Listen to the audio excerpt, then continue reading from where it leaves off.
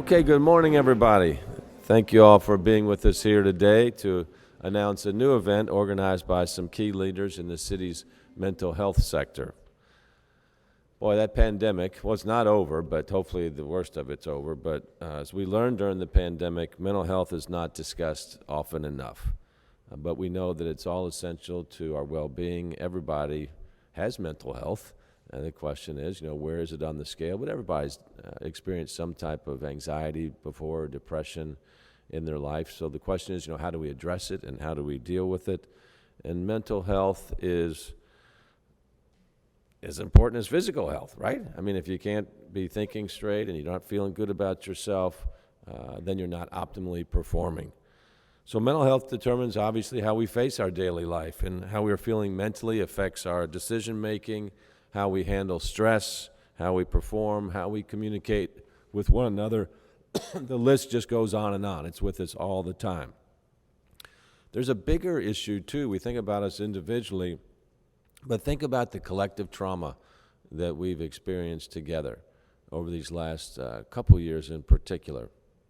The pandemic, protests, gun violence, the war in Ukraine. I mean, there's a lot to take in these days, so it's not normal, so to speak. And so that's only natural that it impacts everybody one way or another.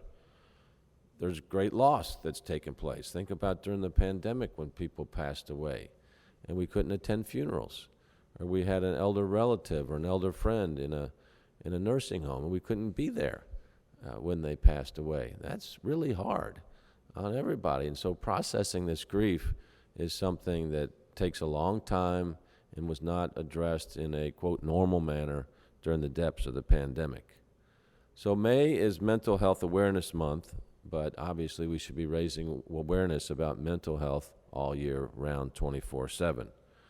But it seems like, and especially from older generations, maybe not that old, but some people are hesitant to talk about mental health. And for some reason, there's a stigma associated with that that's unnecessary and unhelpful as well. People are afraid of appearing weak.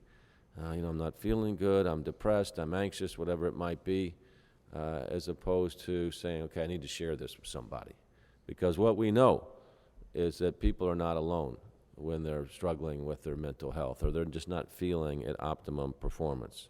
So in my mind, people are not weak when they share mental health battles.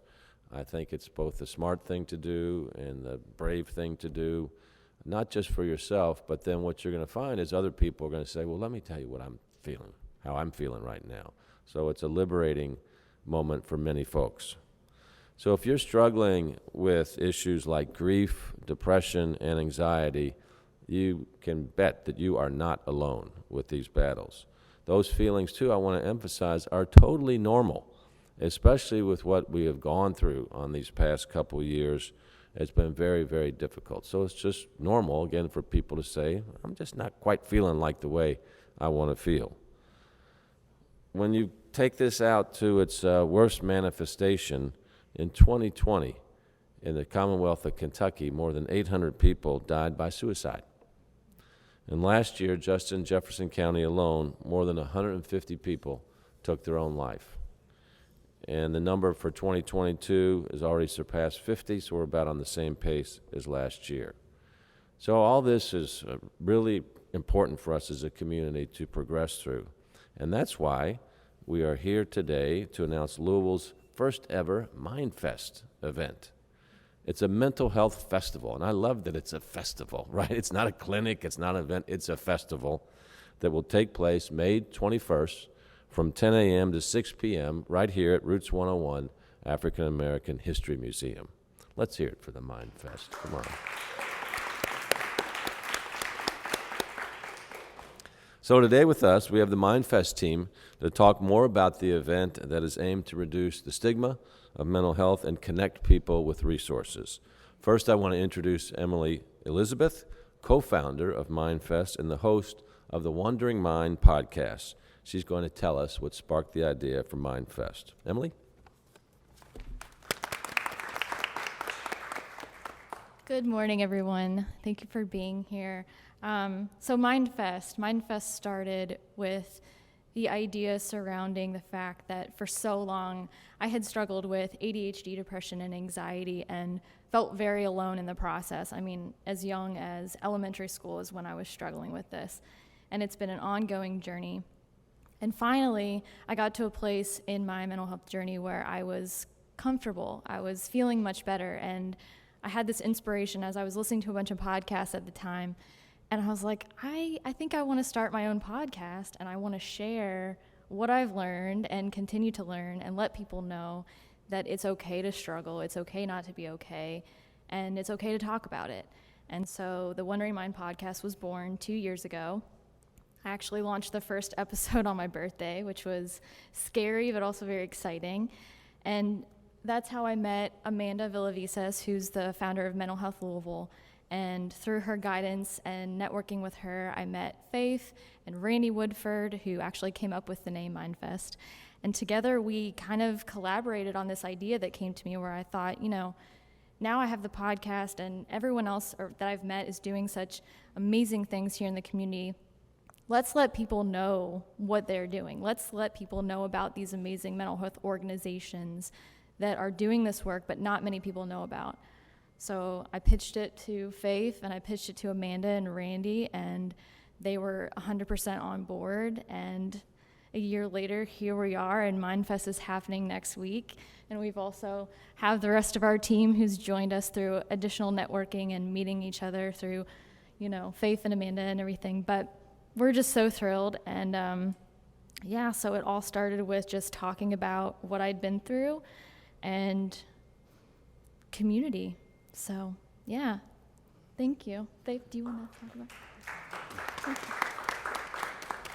Good morning, everyone. I'm Faith Owens. My name is FAIF, and that stands for anyone in fear.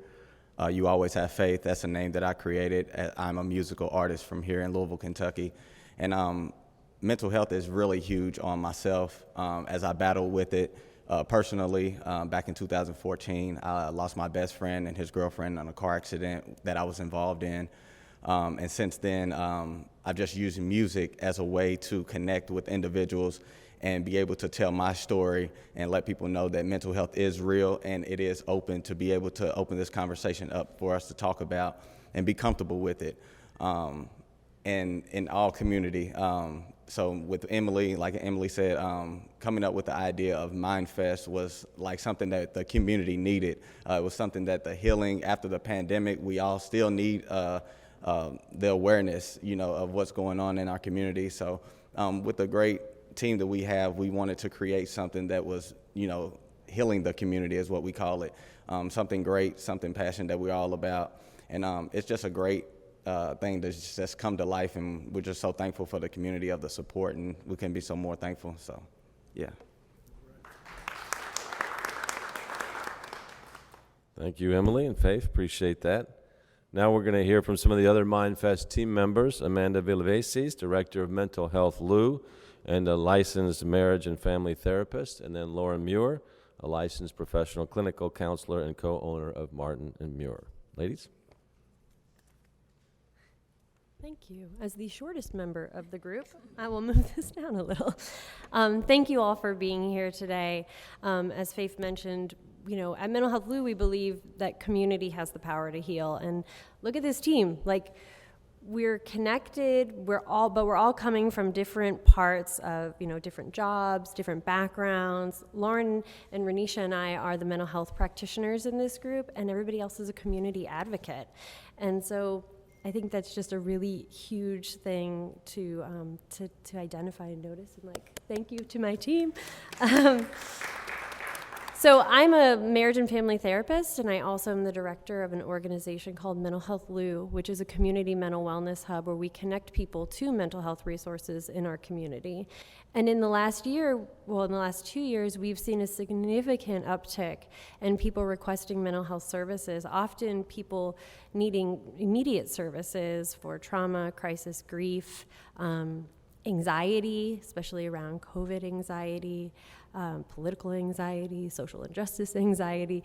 We've seen a lot of that in the last few years. And we know these things existed prior, but our community has collectively experienced a trauma in the last 2 years. And we, as a collective group, felt like it was important to highlight the importance of mental health within the community and come together and not just say, let's normalize mental health, but let's celebrate taking care of ourselves.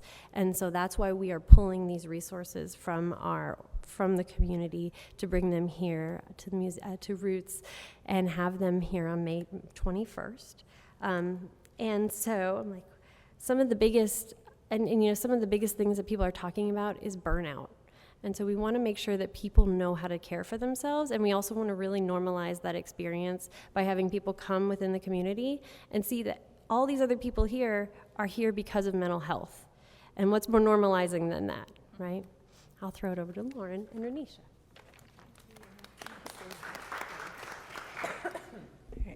I'm one of the taller ones, so I'll move it back up.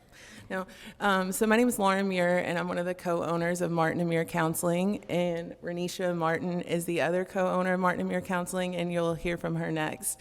But I'm a licensed professional clinical counselor. Renisha and I opened Martin and Muir Counseling in October of 2016 and worked together in the community providing homeschool and community-based therapy services. So about 5 months prior to the pandemic and the death of Breonna Taylor, we expanded our team and hired several clinicians and case managers to work with us. So we thought we had this plan and everything was going great, and then the pandemic happened and everything changed. So we had to pivot, turn everything to telehealth, and the increase in referrals increased dramatically. So we were going from getting a couple of referrals a week to getting 5, 10, 15 referrals a day. And so it showed how much our community was affected. And we typically provide services to youth, adolescents, and young adults, primarily from West End Louisville and South End Louisville. One of the things that we noticed during the pandemic is we began to receive referrals from all over the city. It didn't matter if it was from Prospect, from Shawnee, from Valley Station, it was coming from all over. The other thing we began to see is more adults and older adults. So we talk about the stigma being different in older adults, that we usually don't see them talking about mental health or wanting to share their experiences of mental health, but people were coming to us that were 50, 60 years old and had these long decades of history of complex trauma. And so that was another shift as clinicians that we had to work through, seeing people that had these complex trauma that they had never discussed before. And so overall, I think just mental health we've seen, as the mayor mentioned, suicide rates are higher, divorce rates are higher, parents are burnt out from parenting, from working. We also see the kids now are back in the schools. They're trying to adjust. They haven't been in schools in several years, so behaviors in the school systems are higher. So overall, anxiety, depression, everything is on the rise, right? And people, even though we're starting to get back to somewhat of a normal, there's still the aftermath of everything we've experienced, especially here in our city over the past couple of years. And I'm going to turn it over to Renisha. So the symptoms that a person should look out for when dealing with depression or anxiety is anything that's out of your normal. So if you're used to being around family, friends, being social, and then there's just a weekend like this derby, like, no, I don't want to do anything, and that's typically not you, that's a sign that you need to get help. If your sleeping patterns are changing, if you notice that you're sleeping more, sleeping less, appetite change, eating more or less, or anything that's a shift in your everyday activity, it's time to seek help. In the places that you can go, of course, Martin and Muir Counseling, Mental Health Lou is also a great place to get resources, because on that website you can find clinicians that look like you and represent your community. And the importance of talking to someone, it's just to normalize and create universality within the mental health world, knowing that you're not alone and recognizing that everyone has something, everyone has a problem, when no one's perfect, the world isn't perfect. And since the pandemic, we can all say we are dealing with something in our life within the past 2 to 3 years. Something has changed, and that has affected your mental health. And recognizing that if it could just be a shift, and the importance of just everyone in the world, I feel, especially at this time, should have a therapist. That unbiased opinion, that person that doesn't have an opinion in your family, doesn't know the people you're talking about, and you can say those things that you've been holding on to for so long throughout your life, the childhood traumas that you experience. And it's not to say, oh, well, I had both parents in my household, I'm okay, I'm fine, I can get through it. No, your trauma in your day-to-day is about you. It's not to be compared to anyone else. It isn't something that, oh, well, I can get through. Talk about it. Let other people know that you're not okay, that you are having irrational thoughts, and it's not abnormal. We should be able to talk about, our mental health the same way we talk about our physical health. If your child broke an arm, we're going to the doctor immediately. We're going to the ER. If your child says, I'm depressed, I'm not having a good day, we should treat it the same way. You should have a therapist on call the same way you have your pediatricians on call, your dentist on call, your best friend, and that should be part of your emergency contact list. So that's my spiel on ending the stigma of mental health and really normalizing and making it okay to not be okay. We're all suffering. We're all going through something. And as a community, that should be the common thing that brings us together to seek the help that we need and to get help. And it's a Google search away. We all know how to operate Google, YouTube. We can find the videos that we want. We can also find a therapist the same way that you're looking for a dermatologist and doing that search and asking friends. That's the biggest referral source that you have, are asking your friends and other people, do you have a therapist? Is there someone that you talk to, or who do you go to when things are rough? And being able to network that way as well. And now I'm going to introduce Jasmine, and she will give you guys more information about our Bats Night this Thursday. I'm Jasmine Presley. Thank you all for being here. So again, our mission with MindFEST Louisville is to break stigma surrounding mental health. So our goal is to create a fun way to raise mental health awareness. So we hope that you all can join us this Thursday night at 6:30 p.m. MindFEST Louisville has partnered with the Louisville Bats, and we will be there raising mental health awareness and having fun. So you can purchase the tickets online at mindfestlou.com, and a portion of those ticket sales goes back to MindFEST Louisville. Again, thank you guys so much.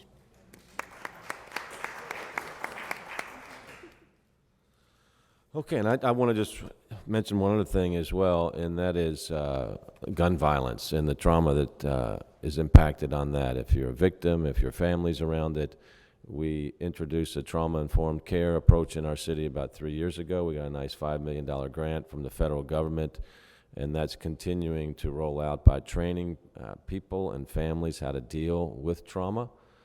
And we're optimistic. We're starting to see some results on that. Shootings in the city are down about 30% right now, but homicides are about the same. And you might ask why. And the reason why is domestic violence homicides are up significantly this year. They're up about 100%. We've had 16 domestic violence homicides in our city so far this year. Domestic violence is not normal either. And for the kids that witness domestic violence, the type of trauma that's impacted on them is very serious.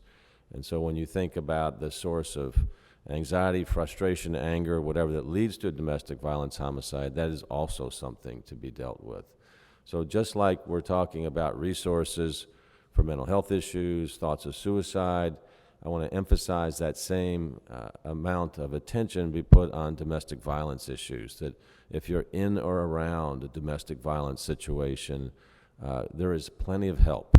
And it's another situation oftentimes where people feel like they're trapped and they can't get out because the world becomes very narrow because of all the anxiety that they're going through. So please reach out. Also, if you feel like you're in a domestic violence situation, you can see resources at louisvilleky.gov or much of the resources that are in our press release that will be coming out with this here today as well. So we can help each other. I mean, that's really what the point of a city is. We got people living together that can lift each other up to realize their full human potential. That's what the city's value of compassion is all about. But it's an action item, right? We got to act on these type of things to help each other. Now, we are really happy to be here, and as I mentioned earlier, Roots 101 is a great treasure for our city. It's where we are making this announcement today, where we're going to host MindFest, and I'm really grateful that we have a wonderful partner for the city. So we're going to hear from Lamont Collins, the founder and CEO of Roots, who will explain why he thought it was important and why Roots should get involved. Lamont?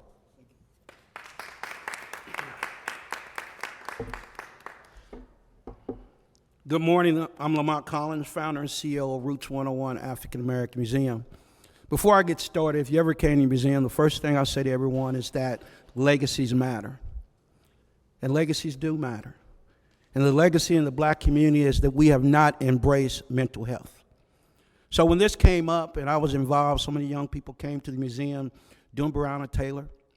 I watched the square go from festivities to a walking graveyard. I saw so many young people just lost, and hurt people hurt people. So getting involved with the mental health community was a no-brainer for me. You know, I say Roots 101 is a healing space. We pull back the wounds of America and treat the wounds. And it's no doubt mental health is something we have to treat. So having the opportunity to do this is something that we just have to do.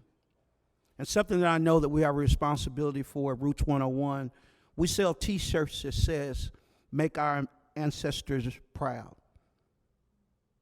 But we need to make sure we don't have a T-shirt that says, "Our descendants' worst nightmare, not treating mental health." So as Roots 101, we're proud to be part of this. We know we have to be part of this as we continue to make this community a better community. Thank you for coming out.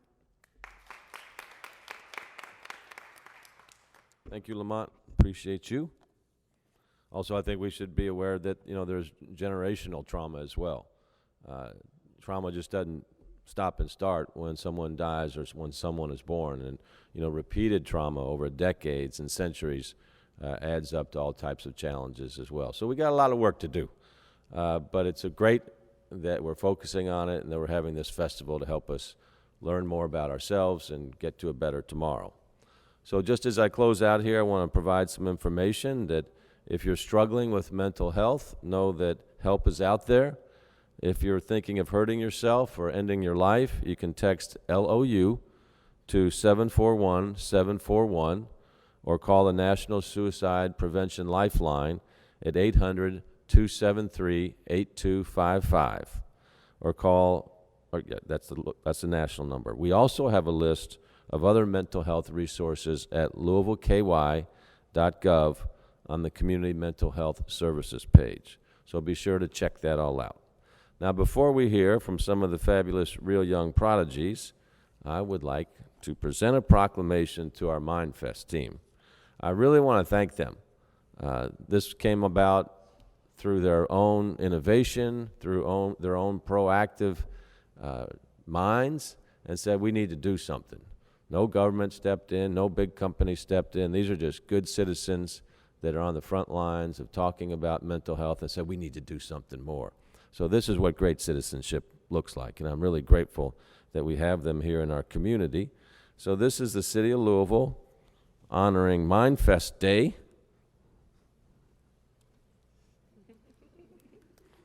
Yeah, that's right. Okay. As we celebrate the importance of mental health in our community, the inaugural MindFest will help break the stigmas surrounding mental health, connect families with mental health services, and provide a fun, family-oriented environment to educate people about mental health. Our city stands behind MindFest's mission to promote a healthier lifestyle for all Louisvillians, both physically and mentally, and we encourage residents to take part in MindFest and help educate others about the importance of keeping the mind healthy. So Emily, to you and the team, great job. Why I grew up there, I want to be gangsters. Why I grew up there, I want to be bangers. Why I grew up there, I want to be slingers. Danger, danger, danger. Why I grew up there, I want to be killers. Why I grew up there, I want to be dealers. Why I grew up there, I want to be stillers.